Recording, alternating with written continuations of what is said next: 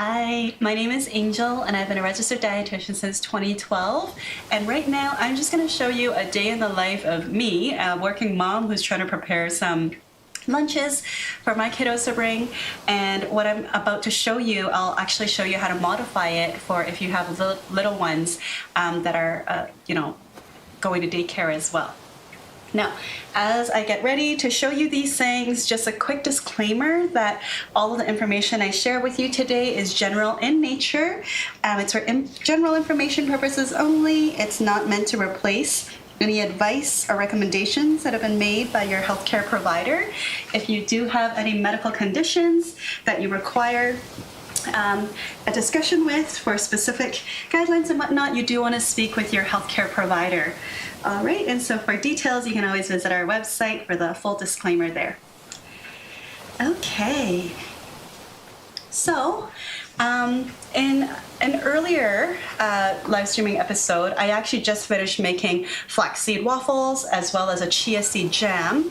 And so if you're interested in how I made those, please check out that video. Right now what I'm doing is after that stream, I have all these extra waffles that I made that were not eaten. So I'm honestly just going to show you what I do.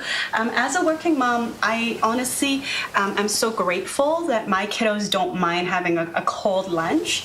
And so I don't have time in the mornings to microwave something, put it in a thermos so that they have a hot lunch. It's just not my life right now. But I also remember doing this when my kiddos were little. So the daycare that they went to actually had requirements that you do not bring a lunch or any food that was meant for them that required heating. And that's understandable because maybe the daycare has 20 kids. They can't be microwaving every kid's lunch. That's just not realistic. By the time the last kid's lunch gets heated, lunchtime is over. So I'll show you how to work with that. And first and foremost, you do want to kind of gather the items that you're going to have. In this case, I have waffles, I have jam, and I'm going to show you how to make it nut-free as well. Because most daycares, most schools actually have a nut-free policy to avoid sort of unintentional kind of exposures to children that do have anaphylactic allergies to nuts. And so what I'm going to introduce you to, if you don't already know, is there is one option of such nut-free butters is something called wild butter. So wild butter is actually made from soy. And it's, in this case, this brand makes it with whole toasted soy, some pressed soy oil, cane sugar, some sustainable modified palm oil, and sea salt. Now, certainly you can buy whatever nut-free option that your family likes best. This is just one that my kiddos like. And actually my son is, as I say that out loud, I'm hearing my son's voice. He's growing out of love for it, and that's okay. But I'm hoping that this will be a nice option for your child to just try. Now, soy is a potential allergen, so if your child is 6 months, just starting solids, hasn't been exposed to soy yet, you do want to try this just on its own before you go and start adding it into things, okay? So let's get started. I have a lot of different food containers, so I will show you kind of, and one fell to the back. Let me show you different options. So my son is 8 as we speak, and his appetite is sometimes larger than mine. And so I don't know where your child is at, and we always want to just make sure that there's enough food and to apply no pressure if lunch boxes, snack boxes come back not fully eaten, because children need to be able to have the freedom to decide whether or not they're going to eat and how much they're going to eat. All right, so of course you might have other containers, but this is just what I have and what I prefer to use. So let's just use our waffles, leftover flaxseed waffles that actually have a lot of fiber and protein in them. And I'm deciding which knife to use. This might be overkill, but this is what I have. All right, so you can actually do this at the same time as making your own lunch, because actually, as I'm saying this, I want you to know that a lot of caregivers actually take care of their children's meals, making sure that they would never send their child off to school without food and a water bottle, and yet so many parents will then starve. They make sure the kids are off, and then what do? Well, they skip breakfast. They delay it for many hours, because after they're done chauffeuring their kids off to school, they have to rush to work. And then they arrive to work, they might not have eaten breakfast. It's around lunchtime, and what do? They either skip that too, or they end up going to where it's convenient. So many of my clients struggle with this. It's that my kids eat better than I do because I take care of them, and who's out there to take care of me? You gotta take care of you. Like, how many of us, like, I personally, both my parents are gone now, they passed away. But every family is different, and I just want you to know that sometimes you gotta treat yourself as a caregiver as an additional child. If you have 2 kiddos, pretend you have 3. That third one is you, because I'm not saying that you are needing to put yourself higher and make yourself a higher priority than your children and have guilt associated with that. Trust me, I know mommy guilt. I have some right now as I'm live streaming to you, and my children are being looked after by the grandparents. But I'm just saying, as caregivers, we need to make sure that we take care of ourselves, even across the board, because if we keep putting ourselves lower and lower, we're gonna burn out. And I don't want any moms, any caregivers out there to burn out and have so little left that they're not able to care for their kids anymore to the degree that they want to. So now that that's on our mind, let's just, for sake of like easiness, like let's just pretend the largest container is is mine, this one's my son's, and I don't know, we'll go with the flow. I'm not quite sure. I might just grab another one of the same, okay?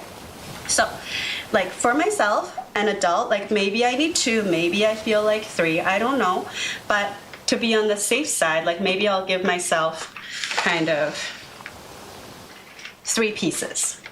I don't know. Now my son, again, he's 8, but I don't know how much more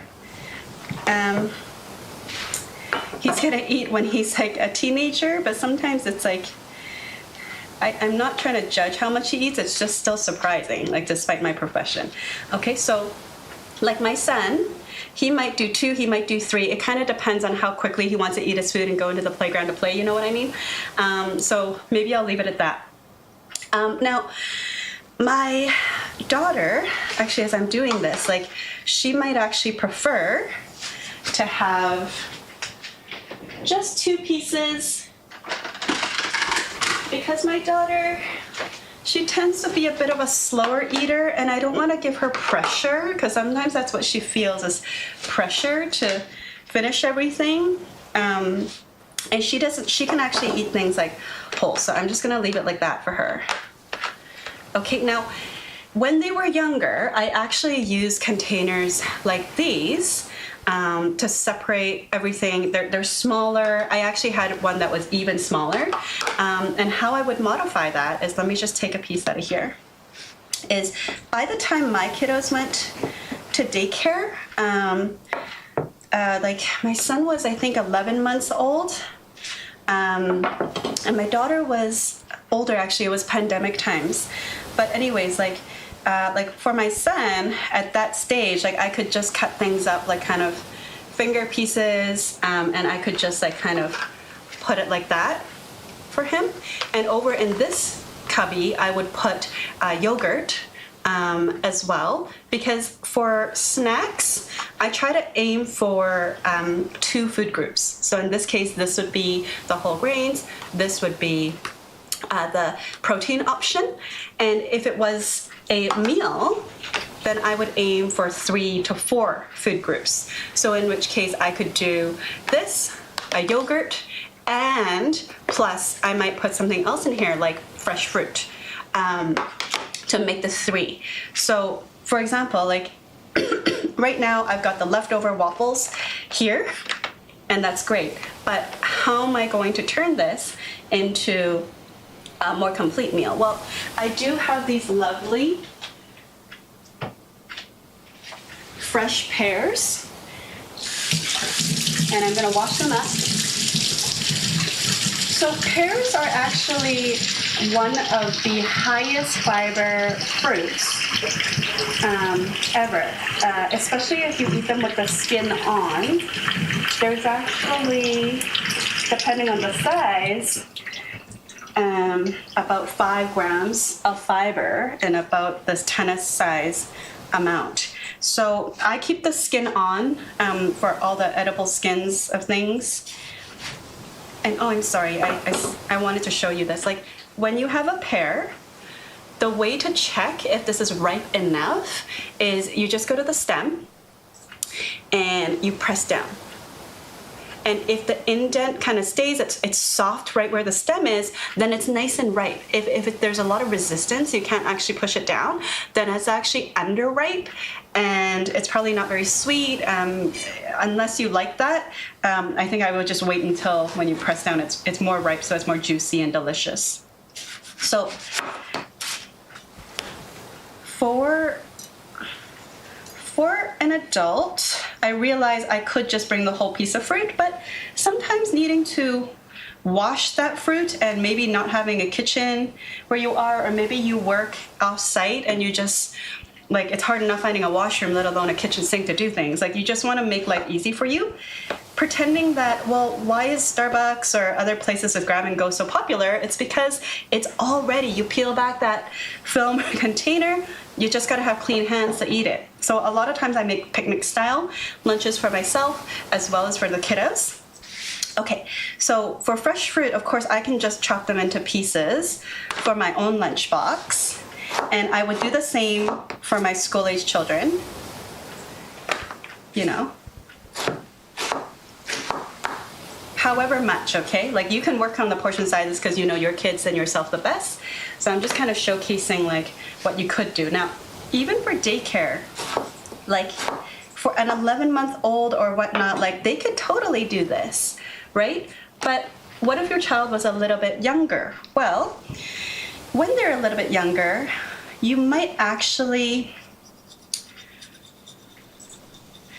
want to chop off the peel so that you can, depending on how old your child is when they enter daycare, because not all countries or not all places or not all jobs have paid maternity, parental leave, and it's a reality that, you know, not all of us have social supports in place. Like we may not live in the same city as our family who could usually help us with watching the child. So maybe they're gonna be put in daycare sooner than we would have preferred. And that's our life and that's our reality, right?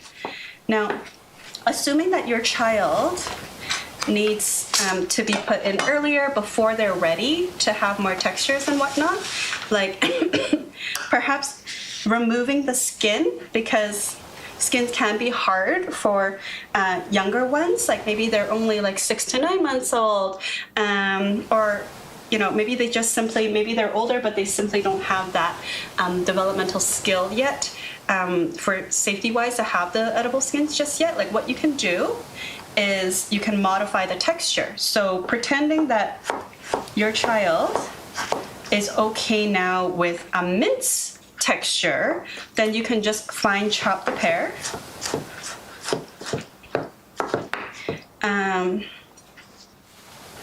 And finally mince it. Now, every child is unique, and how quickly they develop, depending on whether or not your child was born premature, like whatever their corrected age is, or, you know, there's a lot of factors. So again, this is general information, but if your child is 9 months old for our term babies, or 9 months old corrected age for our preemies, and they're still not able to tolerate kind of lumpy textures, then you do want to speak with the healthcare provider, their pediatrician, just to make sure, rule out that there's nothing else going on that might be disinhibiting your baby from being able to tolerate that.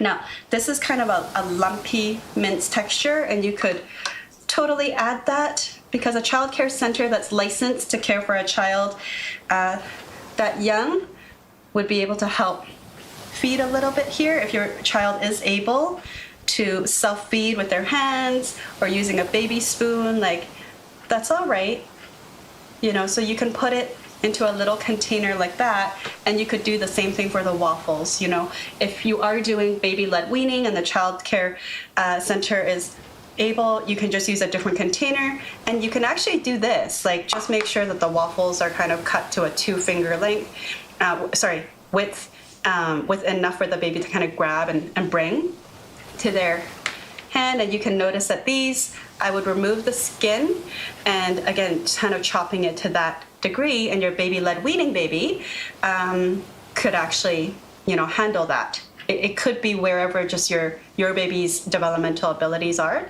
So you could do that. Okay. And then, but if your child needs, you know, pureed, then you could actually just throw this into a blender without anything and just kind of do that. But an alternative method is that research now tells us that we don't actually need, babies don't actually need to have pureed. Now there's exceptions for everything, but let me just show you that, like, if your fruit is ripe enough, I realize I'm doing this on a cutting board, but like, I just want you to be able to see the textures better. You can actually just use a fork and press, and that fruit will just become fruit sauce right before your eyes. You know, you don't really need to go and buy applesauce or whatnot for certain fruits like this. So you can see how, you know, lovely that puree or that mashed consistency is, and it's a bit more textured. Now, I can tell you from my years as a general outpatient dietitian is that a lot of adults deal with issues with food textures, and there is research to show that, you know, the more we ensure that babies are having different food textures and definitely lumpy textures by the time they're 9 months old and no later, that it actually improves their ability to kind of accept textures later. So like, I could keep doing this to create the amount that I think my child needs, but see, it's nice and mashed, and I no longer have baby spoons, but like this child spoon, like you can kind of see, baby does not need to have teeth to start solids, because they can use their gums and just kind of gum it, okay? So you can do this. Oh, sorry, I'll leave the lid open so that you can see the different textures. Okay, so far so good. Now, because I told you that I wanted to aim for 2 food groups for snacks and 3 food groups for main meals, like, what are we gonna do about this here? Well, like, first and foremost, there's, I could put boiled eggs in here if my children like boiled eggs, but they don't. So oftentimes I'll put yogurt here, I'll put a yogurt tube in here. Lately, they've been on a little bit of a cheese kick, so I could put cheese in there as well. But given the wild butter is dry, so just like peanut butter, it's not gonna make it soggy if I pre-put it on in advance. So even with wild butter, they actually come up with a chunky version. So if you're gonna bring this to school for a child that is under 12 months old, like, you do not, or even, yeah, I mean, even after 12 months old, like, probably you don't wanna buy chunky because smooth is always safer. So like, pretending that, you know, this is going for my child that's under 12 months, like, I would just thinly, very thinly spread this on so that there's no glops, okay? Just like that. And if I don't want to make like such a big mess and stay on the good terms with the care providers there because they have to wash my baby's hands and all that, then I would probably make it into a little sandwich like that, so that when my child grabs it, it's still just dry on both sides, you know? So I could do it like that. For the older kids, I could do it like that as well. And again, just my older kids are 6 and 8, so I could buy chunky soy, well better if I so wanted to. But this just saves them an extra step. I know some people buy the tiny little containers and expect their child to do that, but then again, I know my kids are always rushing off to go to the playground, so I kind of like to do it for them. All right, so how long do you take to prep the lunches? If I wasn't chatting with you, honestly, it takes me about 10-15 minutes to prep it all, because I quite often will batch cook my waffles or my wraps and stuff, and I really do honestly make my own lunch at the same time as my kids, especially when I'm not working from home. Okay, so now this is kind of the work in progress, but let me show you how I'm gonna bump up the nutrient content even more so, okay? Okay, so what I also want to do is add some color. So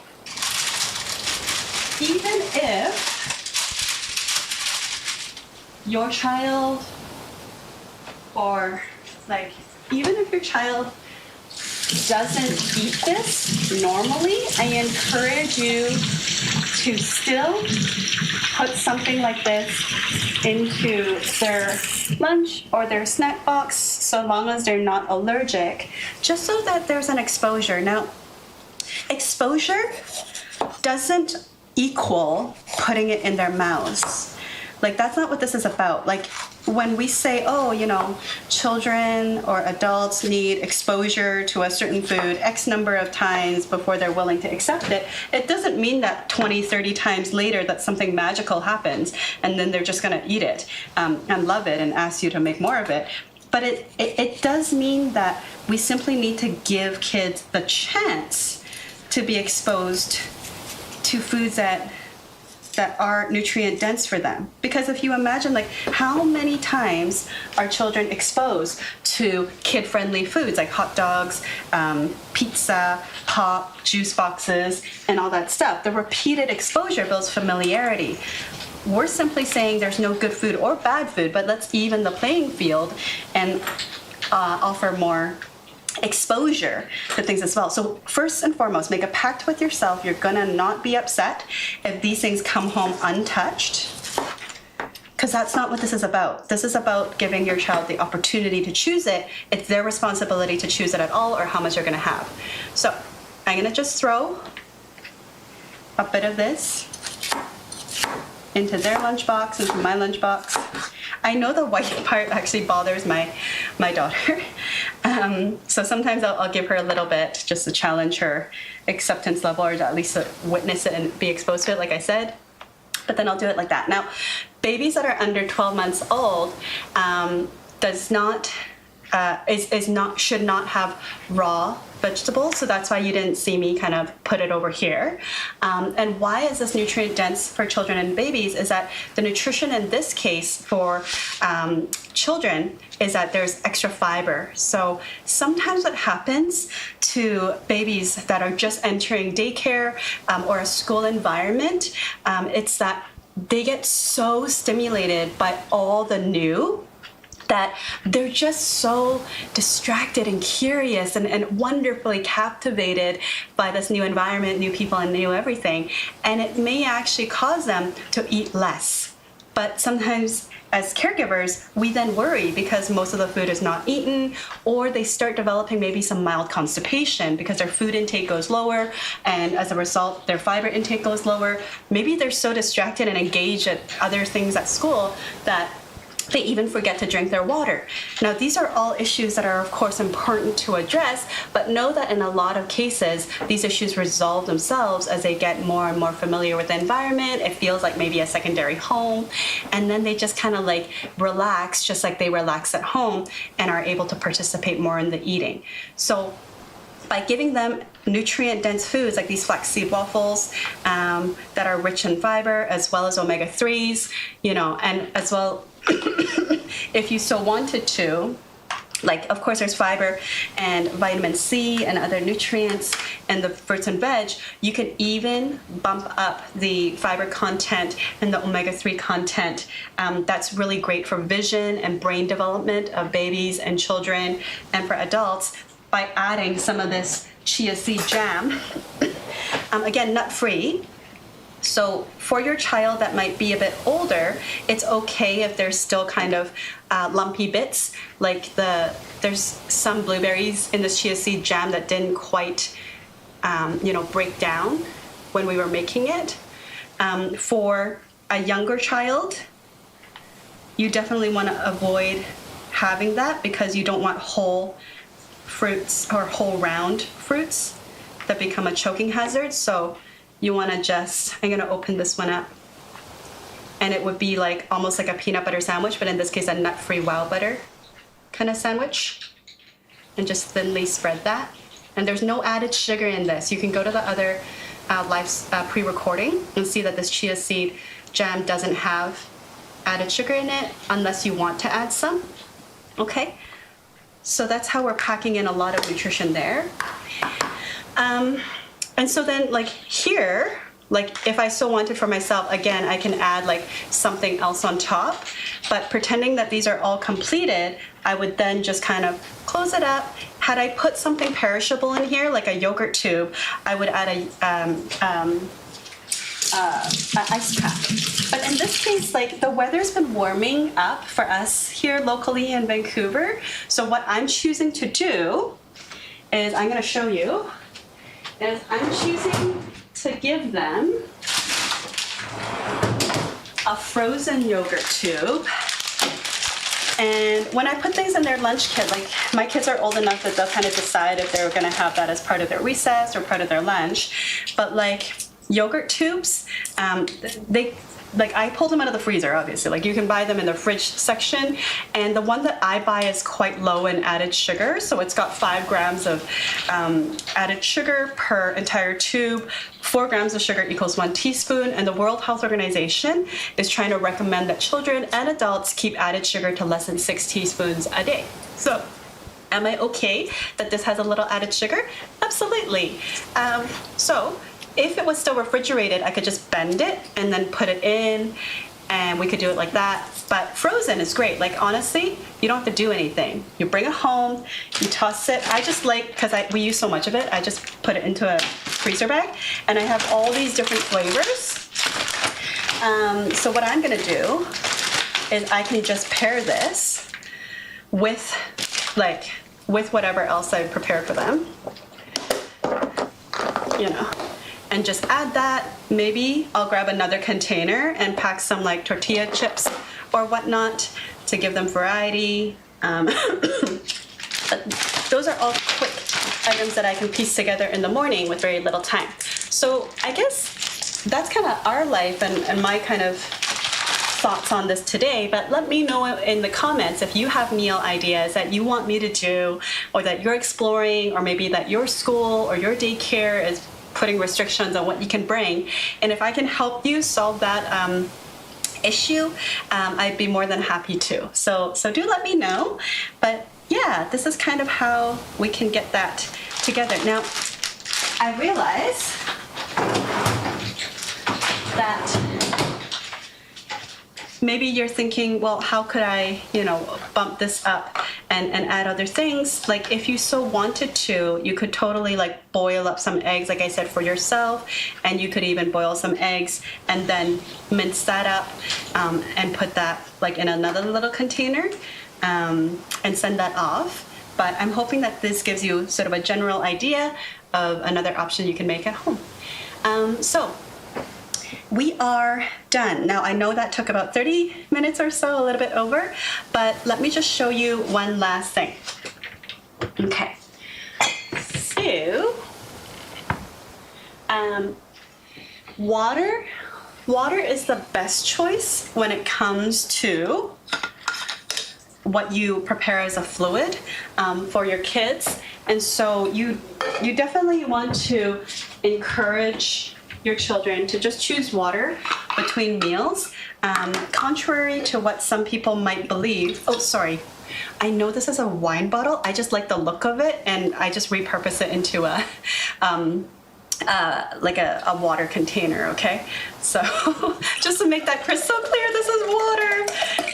It's not any other hard liquor that's liquid. Can you imagine? Yeah, no, I don't do that. So you definitely want to give water, and you want to pair that. The more exposure, again, they have to just enjoying water, the better. And if you wanted to do something a little, if you wanted to do something, like let's say it's like summer where you are, or you live in a really hot place, if you so wanted to bypass an ice pack, then you could actually just buy these bottles, put them in the freezer, freeze them, and then use that as an ice pack instead, so that you don't have to prepare so many things on a busy morning. And then that way, as this defrosts, keeps your food the child's food cold, they can, just drink that. So it's kind of dual purpose. Or that would work if you're going on a family trip and you're trying to save some money by not buying a lot of outgoing food, because eating out is expensive these days. I hope that's a good quick tip for you. All right. Now you may be wondering, like, why do I want like an ice pack for waffles? But I think it's because earlier I had given you other ideas, like putting boiled eggs, putting like the yogurt or the frozen yogurt or cheese. Like those are perishable items, and so you definitely do want to have an ice pack to keep those items cold. If you didn't put those perishable items and like it's really just like this, then this is fine. This doesn't need like refrigeration. But if you did put something perishable, then you definitely need an ice pack there. All right, I hope that was helpful to you. Thank you for spending time with me today, and I hope you have a lovely, lovely rest of your day. Bye.